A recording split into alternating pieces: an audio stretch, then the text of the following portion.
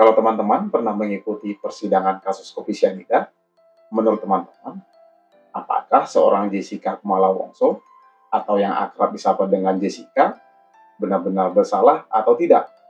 Atau Jessica ini hanya orang yang ada pada waktu dan tempat yang salah? Atau kemudian dikambing hitamkan atas sebuah kasus pembunuhan yang sebenarnya tidak pernah dia lakukan?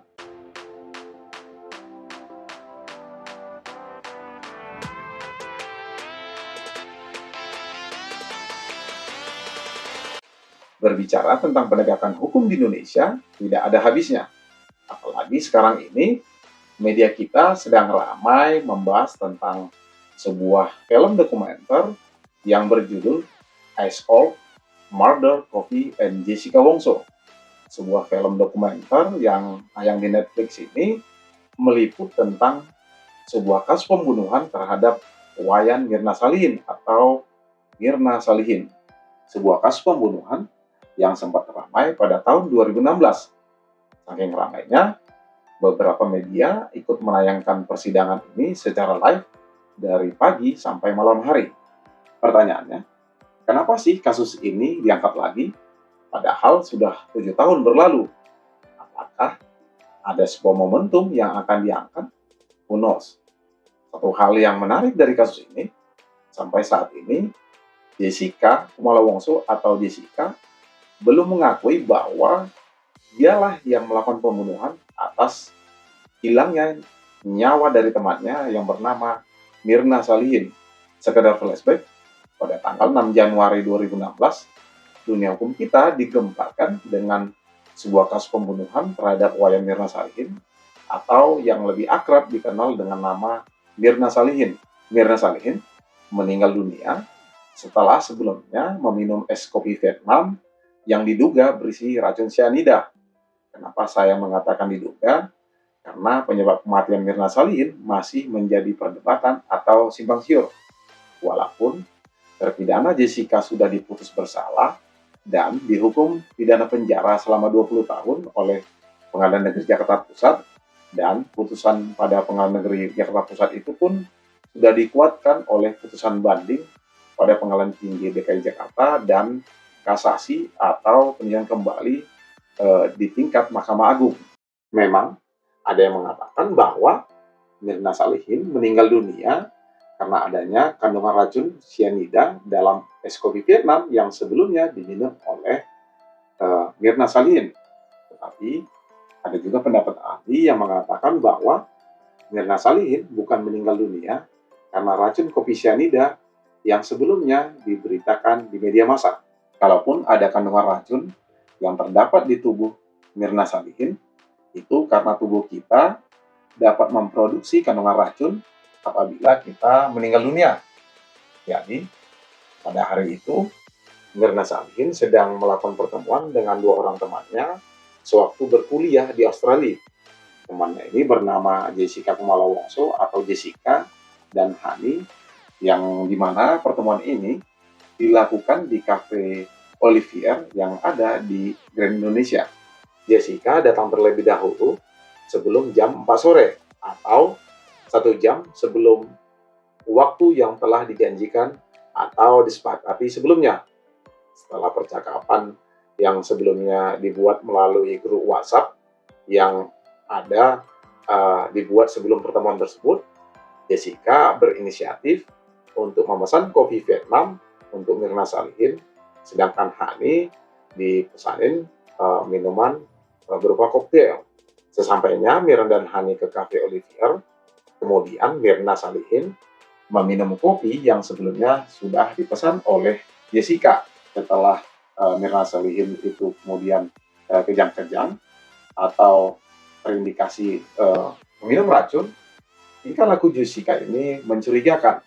Sebenarnya pada saat itu, Mirna Salihin sempat dibawa ke sebuah klinik yang ada di Grand Indonesia. Tapi kemudian, atas permintaan dari suaminya, selanjutnya Mirna Salihin dibawa ke Rumah Sakit Abdi Waluyo. Hanya saja, Mirna Salihin kemudian meninggal dunia dalam perjalanan menuju rumah sakit.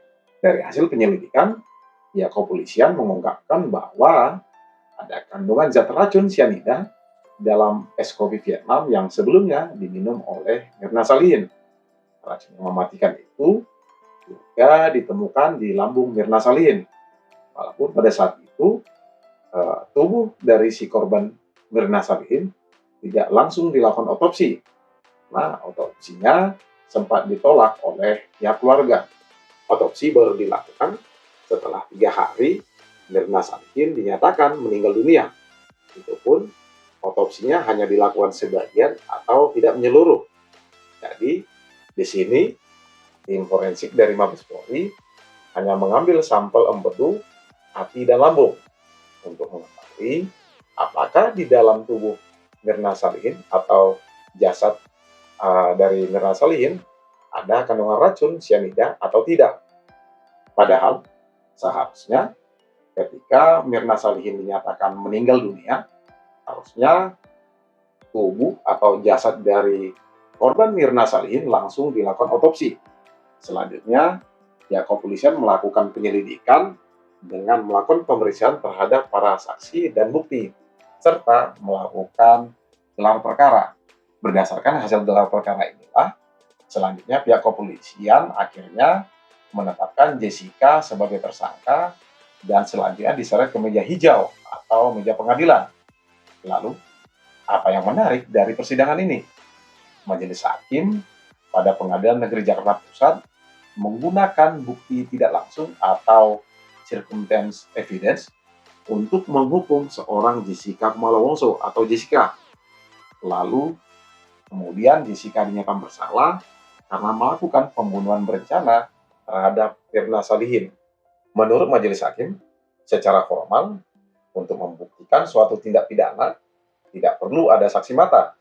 Jadi, kalau alat yang digunakan untuk melakukan pembunuhan itu berupa racun yang kemudian dimasukkan ke dalam sebuah gelas minuman, maka di sini tidak perlu ada orang yang melihat atau menyaksikan bahwa si terdakwa itu memasukkan racun ke dalam minuman yang diminum oleh si korban. Bukti tak langsung yang dimasukkan di sini adalah bukti yang menceritakan tentang adanya suatu fakta yang ada kaitannya dengan sebuah tindak pidana yang telah terjadi.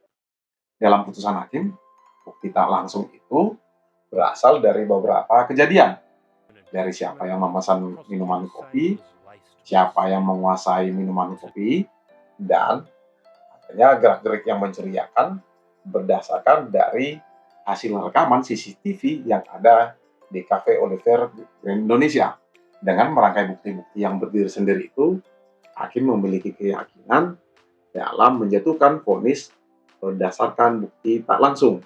Berdasarkan pasal 183 KUHP, di sana ditegaskan bahwa hakim bisa memvonis seorang terdakwa berdasarkan alat bukti dan keyakinan. Alat bukti yang dimaksud di sini adalah berupa keterangan saksi, keterangan ahli, termasuk alat bukti berupa bukti surat, petunjuk, dan keterangan terdakwa. Artinya, bukti yang satu bisa diperkuat dengan bukti-bukti yang lain. Jadi, walaupun terdakwa Jessica tidak mengakui perbuatannya, tapi kalau antara bukti yang satu dengan bukti yang lain mempunyai kesesuaian atau mempunyai hubungan, maka terhadap terdakwa Jessica tersebut itu dianggap bersalah telah melakukan perbuatan sebagaimana yang telah didakwakan oleh jaksa penuntut umum atau JPU terhadap terdakwa Jessica. Atas dasar inilah kemudian selanjutnya terdakwa Jessica dianggap telah memenuhi unsur, yaitu unsur dugaan tindak pidana pembunuhan sebagaimana telah didakwakan sebelumnya oleh jaksa penuntut umum atau JPU. Makanya kemudian selanjutnya pada tanggal 27 Oktober tahun 2016, Majelis Hakim pada Pengadilan Negeri Jakarta Pusat yang memeriksa dan mengadili perkara kemudian menghukum terdakwa Jessica karena bersalah atas kasus pembunuhan berencana kepada temannya Mirna Salihin berdasarkan pasal 340 Kitab Undang-Undang Hukum Pidana atau KUHP dengan hukuman penjara selama 20 tahun. Sebenarnya Atas putusan ini, terdakwa Jessica sudah mengajukan upaya hukum banding, termasuk upaya hukum kasasi dan peninjauan kembali, tetapi semua upaya hukum yang dilakukan oleh Jessica ini ditolak oleh Pengadilan Tinggi dan Mahkamah Agung. Berdasarkan informasi yang beredar di media massa, sampai saat ini Jessica masih mendekam di rutan Pondok Bambu yang ada di wilayah Jakarta Timur. Pertanyaannya, apa yang menarik dari kasus ini sampai-sampai kasus ini kemudian diangkat kembali oleh media? Dalam kasus pembunuhan Mirna Salihin yang diduga dilakukan oleh Jessica ini, masih banyak menimbulkan pertanyaan. Walaupun banyak bukti-bukti yang mengarah kepada Jessica, tetapi banyak juga yang beranggapan bahwa Jessica tidak bersalah dalam perkara ini, sehingga terhadap Jessica seharusnya dibebaskan dari hukuman sebagaimana yang telah dijatuhkan kepada Jessica. Pihak yang pro mengatakan bahwa Jessica bersalah, asumsinya kalau bukan Jessica, siapa lagi? Apalagi tingkah lakunya berdasarkan dari rekaman CCTV yang ada di Cafe Olivier Grand Indonesia sangat mencurigakan atau dapat mengarahkan bahwa Jessica merupakan pelaku yang diduga menaruh racun ke dalam es kopi minuman yang diminum oleh Mirna Salihin dan pada akhirnya menyebabkan Mirna Salihin meninggal dunia. Sementara yang kontra menyatakan bahwa tidak ada bukti atau saksi yang langsung membuktikan bahwa Jessica adalah pelaku pembunuhan. Jadi, seharusnya Jessica dinyatakan tidak bersalah atau dibebaskan. Artinya, menurut yang kontra, kalau terjadi keraguan-raguan apakah terdakwa bersalah atau tidak, maka sebaiknya diberikan hal-hal yang menguntungkan atau meringankan bagi terdakwa, atau dibebaskan dari dakwaan sesuai dengan azas hukum pidana kita, yaitu azas in dubio pro reo. Selain itu, berdasarkan pasal 183 KUHP, hakim tidak boleh menjatuhkan putusan pidana kepada seseorang dengan sekurang-kurangnya dua alat bukti yang sah sehingga memperoleh keyakinan bahwa suatu tindak pidana sudah benar-benar terjadi dan bahwa terdakwa lah yang bersalah melakukannya, sesuai dengan adigium hukum yang menyatakan bahwa lebih baik membebaskan 1.000 orang yang bersalah daripada menghukum satu orang yang tidak bersalah.